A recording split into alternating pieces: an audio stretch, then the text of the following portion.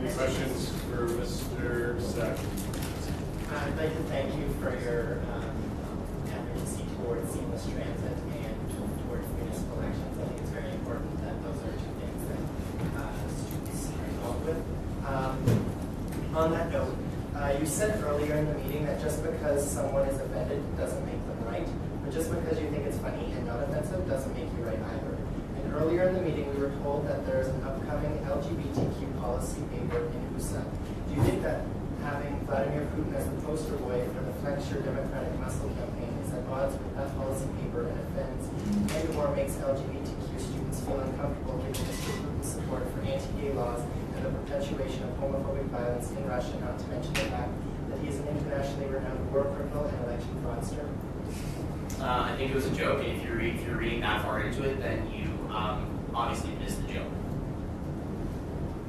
Mr. Ursacki, speaking terms,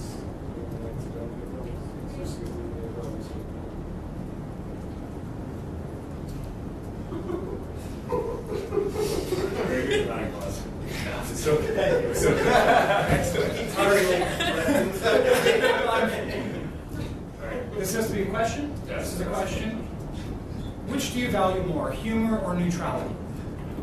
I value humor in my personal dealings, but I'm not entirely sure what you mean by that question. Follow.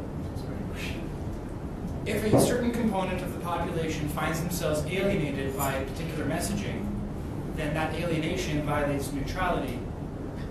I don't know if that's a question. Do you agree? Do you agree? I think you guys are making up stories about a advocacy campaign that was meant to inform students about municipal elections, and I think the fact that this is a conversation topic is just pathetic. It was a joke. It was supposed to show what can be done when you don't flex your democratic muscle, that authoritarian leaders come in, and that's important to support democracy, and it's important to go out and vote. And there was no implications of war crimes or crimes against LGBTQ. That would never be an intention. It was simply a joke to get students to laugh and pay attention to the fact that there is a municipal election.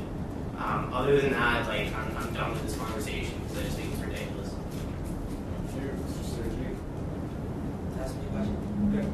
So I think that Mr. Ursacki has made it very clear, and I don't think he would debate, I guess that's my question, that this was a judgment call. I guess mistakes do happen. He's openly apologized, but I do see how this could be interpreted to that way, and I guess my question would be that wasn't your intention, but you realize in retrospect that this could have been contentious and not something that you would pursue in the future. Yeah, sure. Yeah,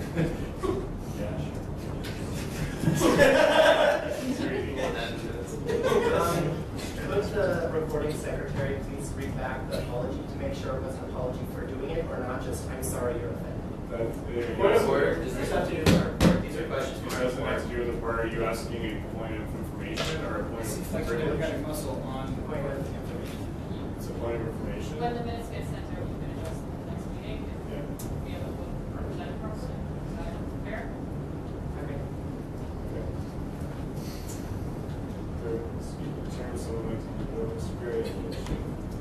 Do you acknowledge that students who are registered and ancillary fee paying students are the ones who are bringing forward this issue, mentioning specifically Vladimir Putin and Pussy Riot, now the LGBT issue, the actions in Chimera, and so forth, right? Do you acknowledge that students have come to you, perhaps even through me, how unfortunate, to bring forward that concern? Do you acknowledge that those are legitimate students with their I problem? acknowledge that tonight was the first time that this has ever been brought up to me. Advocacy was in the halls for 3 days with this material, and not a single student came up to us in the halls and said that it was offensive, that it bothered them, and that we should take it down. Calvin's comments and your question were the first time that I had ever heard this. So if students had a problem with it, they had multiple hours over the course of 3 days to come to advocacy and tell us they had a problem with it, and we would go from there. I never heard it, I never saw it, it was a joke. If it offended people, I do apologize. That's an official apology. It was not meant to offend, it was meant to crack a joke at the fact that if students don't go out and vote, things like Vladimir Putin can happen. So that's what the intention was. If anyone was offended, I apologize, but nobody raised it to my attention until tonight. I have a follow-up to that. My follow-up is, do you acknowledge that some people are intimidated when they bring concerns to you and you laugh at them and say, it was just a joke? Point of information, that's not a follow-up. That's not, That's a follow-up. That's nothing to do with the report. it's not supposed to be straight, but that's, You need to understand. that's not a follow-up. Thank you for the exchange. Discuss. So for the BUSAC advocacy team, then my question to you is, if that's not just you manning those tables, correct? If people had issues with confronting you when they were offended, you weren't the only means to do so, correct? There Yeah, were I other was- people to talk to if people were Yeah, offended. I was only at That's what I'm trying to maybe 2 or clarify. 3 hours over the course of those Yeah. days. I was too busy with other stuff. We have an advocacy team of volunteers. No, that I know, are but students. if there were students walking in the hallway Yeah, and they were offended, There was multiple Yeah. times where I was not at the table Okay. that if they felt intimidated by me, they had multiple opportunities Okay. to bring it up to our volunteers.